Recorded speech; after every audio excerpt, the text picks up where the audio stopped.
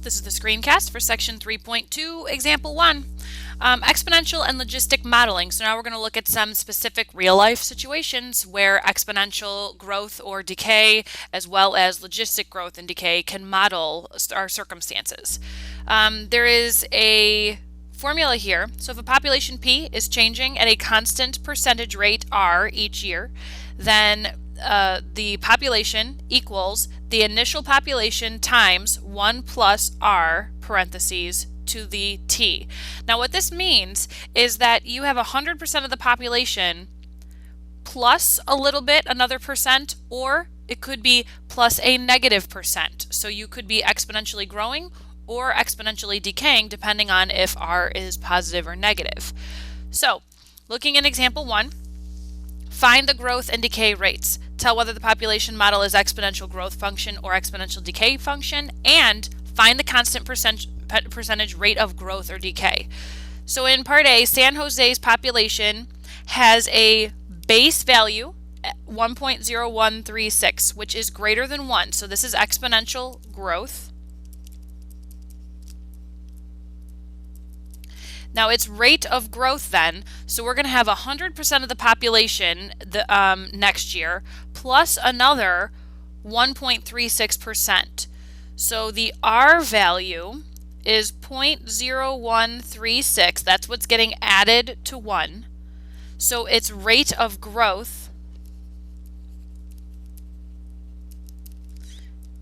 is 1.36%. Now B, Detroit, oh poor Detroit, Detroit has a base value of 0.9858. So in other words, its population is decreasing exponentially. It is decaying exponentially. This is exponential decay. The R value is what is being added to 1.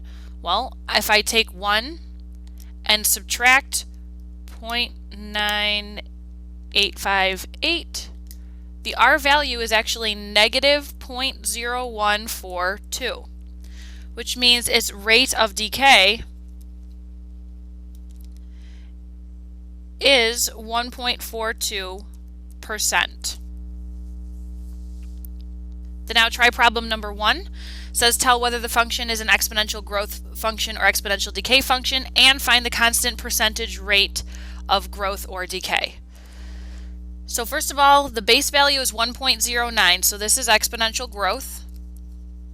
I know it's exponential because it's of the form a times b to the t, so that's our exponential. And then, let's see, our rate of growth, well first of all, our R value, what's being added to 1 is 0.09. So the rate of growth is 9%. Now in population terms, what this means is, so for example, San Jose, next year they're going to have 100% of the people they had now plus 1.36%.